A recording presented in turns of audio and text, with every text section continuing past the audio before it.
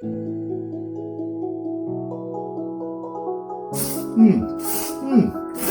的是我家里的味道。Hello， 大家好，我是大锤。今天我们做什么呢？再来道碳水大餐——扁豆焖面。主料呢，扁豆。我先教大家怎么处理扁豆啊。这个扁豆呢，大家在市场上买会千差万别，各种品种、各种样式都有。做扁豆焖面呢，我们可以把扁豆处理成各种形状哈。比如说最简单的一种，这个扁豆我们就把它，看这样掰成差不多2寸到3寸的段儿就可以了。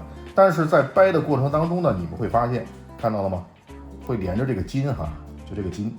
这个筋如果它特别明显的话，在我们吃的时候可能会影响你的口感。掰扁豆的时候要注意一点，如果有这个筋的话呢，最好就把它剥掉，看到了吧？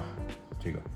那还有一种方法呢，一般的在饭店里面呢做扁豆焖面经常是这样的，我们一整颗扁豆啊，把它切成斜刀丝。好，我就演示一下哈。那我们今天呢就不用这种方式了，还是用手掰啊。为什么呢？因为我小时候呢，我家里人给我做扁豆焖面，就是把它掰成段啊，所以我们就按照家里面最传统的做法去做。你像今天买的扁豆，它不是很老，还是比较嫩的，所以这个丝你稍微弄一下就断了。如果有一些，你看，其实真正能把它剥出来的也并不长，很短，大概也就只有3公分，并不是特别多。好，扁豆我就撅巴完了啊，就这些。肉呢，大家一定要选肥瘦相间的，比如五花肉啊、前后腿啊都行。我呢今年准备了一块梅花肉啊，看这块肉不错啊，把它也是改刀成片儿啊，3毫米厚就可以。片儿大片儿小呢，看您自己的这个吃饭的感觉。好，肉片切好了啊，这份儿不少啊，估计得有个6、7两。然后我们再准备一些炝锅的料，就是葱姜蒜、葱花、姜末。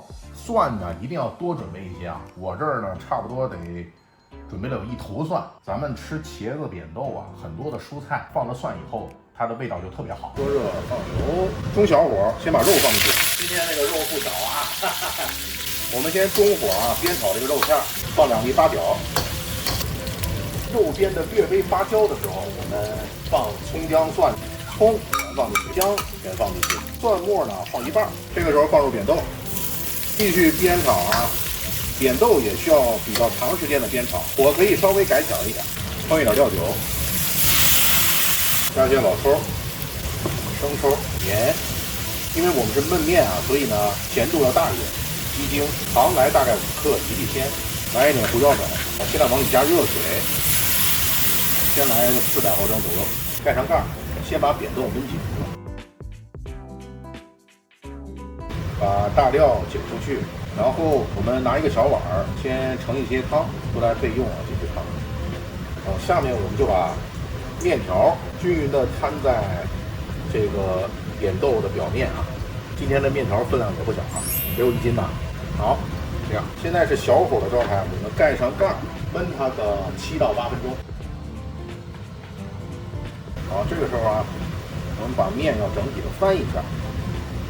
把刚才蒯出来的汤汁再倒回去，盖上盖，再焖上几分钟。现在差不多了啊，咱们揭盖吧。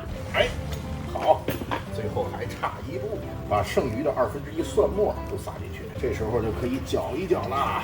哇，好香啊！扁豆的香味，蒜香。这个扁豆啊，一遇到蒜的那个味道就没治了。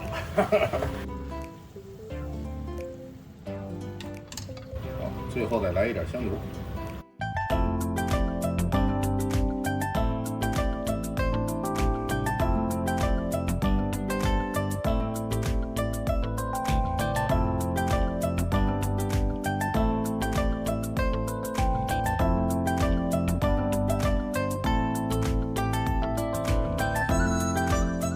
扁豆焖面啊，给大家尝一下。吃这个扁豆焖面呢，有一样东西不能少。就是您做完了之后，吃之前还得再加点醋，有醋有蒜，这个扁豆香味才能出来啊！哇，这香味已经出来了，天哪！就是这味儿，好吃！哎呀，吃面不吃菜，味道好一半。今天用的梅花肉啊，我感觉比五花肉更嫩一点。好吃！这回买的扁豆我觉得非常不错，特别嫩，现在已经炖得很烂了。好吃！我觉得碳水啊就是最治愈了，哈哈。扁豆焖面呢，其实北方人经常吃的，真的是我家里的味道。浓郁的扁豆酱香味儿，还有蒜香，一点点醋的香味儿，特别好。一边人干上一大盘，其实没问题。另外呢，提醒大家，扁豆焖面一次不要做太多，扁豆剩下之后呢，时间不要太长，不然它就会很容易变质。好，那本期的扁豆焖面就教给大家了啊，希望你们学的到位，吃的开心啊！拜拜，下集咱们再见。吃好每顿饭，过好每一天。